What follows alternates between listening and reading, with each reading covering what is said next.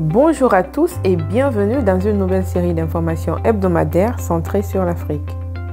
Démarrons ce tour d'Afrique par le Burkina Faso où un couvre-feu d'un mois a été instauré vendredi 3 mars. Pour lutter contre les attaques djihadistes qui secouent la région du Sahel, le couvre-feu va de 22h à 5h du matin et concerne toute la région nord du Burkina Faso et 2 autres provinces du pays. Durant cette période, la circulation des personnes, des véhicules à 4 et 2 roues, des tricycles et des vélos est formellement interdite. Cette mesure vise donc à faciliter les actions des forces armées dans cette région frontalière du Mali.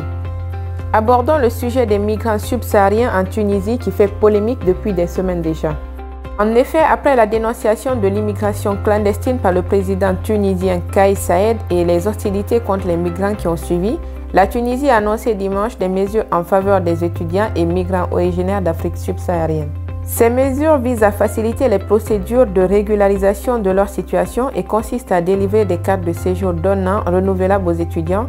Les mesures visent également à prolonger les attestations de résidence de 3 à 6 mois, à renforcer l'accompagnement et l'assistance sanitaire et sociale aux migrants par l'intermédiaire du Croissant Rouge, tout en cherchant à lutter contre toutes les formes de traite humaine et d'exploitation des migrants irréguliers. Un numéro vert a même été créé pour signaler toute forme de violence à leur encontre. Le président Kais Saied s'est ensuite défendu de tout racisme à l'égard des Africains subsahariens lors d'une entrevue avec le président de la Guinée-Bissau qui faisait escale à Tunis ce mercredi. Et il a déclaré être africain et être fier de l'être tout en soulignant que ses propos à l'égard des migrants avaient été mal interprétés.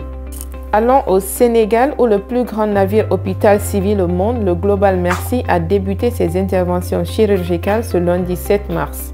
Étant à sa première mission au Sénégal, le Global Merci est le premier hôpital flottant spécialement conçu pour l'organisation humanitaire Mercy Ships, qui est une organisation caritative internationale fondée sur des valeurs chrétiennes, qui exploite les plus grands navires hôpitaux non gouvernementaux au monde, fournissant une aide humanitaire telle que des soins de santé gratuits, des projets de développement communautaire, une éducation sanitaire communautaire, des programmes de santé mentale, des projets agricoles et soins palliatifs pour des malades en phase terminale.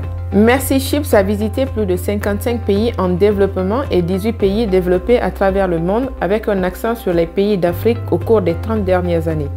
Servant habituellement avec le navire hôpital de l'Africa Mercy, ce sera donc la 3e fois qu'un navire hôpital de Mercy Ships servira au Sénégal avec cette fois le Global Merci. Arrivé en février 2023 au port de Dakar, le Global Merci a commencé son premier service chirurgical avec l'opération d'Amadou, 4 ans, né avec une déformation à chaque jambe. Au programme, 40 chirurgies orthopédiques pédiatriques sont prévues ce mois-ci. Au cours des 4 prochains mois, le Global Merci assurera plus de 800 interventions chirurgicales sûres et gratuites. Le navire hôpital est aussi un centre de formation et des professionnels bénévoles à bord en collaboration avec les partenaires du pays prévoit de former plus de 600 professionnels de la santé locaux à des sessions telles que la chirurgie sûre, la santé mentale, les soins primaires en traumatologie, l'obstétrique safe, la réanimation néonatale, la formation par simulation d'anesthésie vitale et la gestion essentielle de la douleur.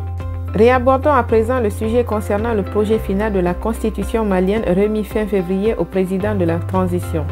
Laïcité, un mot au sein de ce projet qui fâche, un mot auquel s'oppose la Ligue malienne des imams et servants pour la solidarité islamique, appelant tous les musulmans compatriotes à voter contre le projet de constitution dans sa forme actuelle lors du référendum prévu en principe le 19 mars.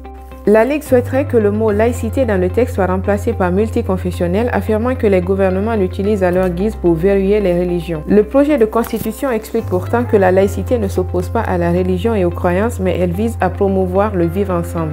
Parlons à présent de la Journée internationale des droits des femmes qui a été célébrée ce mercredi 8 mars. Pour notre chère Afrique, plusieurs femmes ont tiré la sonnette d'alarme sur plusieurs sujets, notamment le fait qu'elles occupent une place essentielle mais située dans l'ombre. Certaines femmes se sont érigées en motivatrices et en exemples palpables de réussite telles que Yvonne Makolo, CEO de Rwandair, première femme et première personnalité africaine élue présidente du Conseil des gouvernements de l'Association du transport aérien international IATA avec effectivité à compter de juin 2023 qui souligne qu'en tant que femme, son exemple est un bon témoignage pour montrer que les femmes peuvent être aussi bonnes, voire meilleures dans toutes les industries en général et dans l'industrie aérienne en particulier et espère que de plus en plus de femmes accéderont aux postes de responsabilité. Également dans l'univers du sport, Mam Matim Beng, la quintuple championne d'Afrique de basketball, a salué la percée des femmes dans le domaine notamment Kadi Diop, ancienne basketteuse sénégalaise qui coach des hommes, Nancy Cissé, Anne-Marie Dior et Fatou Kiné Kane qui ont, elles, des écoles de basket. Elle invite toutefois les femmes à toujours donner le bon exemple et avoir des vertus et respecter leur mariage. Les femmes nigérianes avaient pour cette journée vêtu du violet au stade Mobolaji Johnson de Lagos, couleur symbole de justice et d'égalité.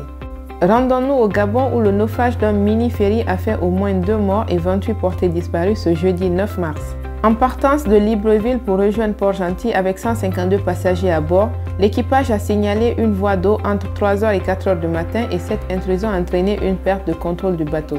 Des secours sont intervenus sur les lieux et ont secouru bon nombre de passagers, les conduisant directement vers les ambulances pour recevoir les premiers soins.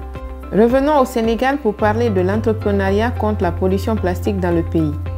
Conteneurs et sacs jetés à même le sol dans de nombreuses villes ainsi que des plages couvertes de débris font partie du décor de certaines zones du pays. Des entrepreneurs sénégalais cherchent des solutions de recyclage pour lutter contre le problème de la pollution plastique dans le pays, mais si l'enthousiasme des jeunes entrepreneurs ne manque pas, la technologie, le financement et la sensibilisation du public font défaut. Le jeune entrepreneur sénégalais Abdoul Bakimbak a mis en place son propre site de recyclage, un projet qu'il a lancé avec Plastique Odyssée, organisation de lutte contre la pollution plastique en mer et de valorisation des déchets plastiques depuis les zones côtières. Selon Abdoul, l'industrie naissante a vraiment besoin de l'aide de l'État pour décoller, par exemple en encourageant les gens à trier leurs déchets.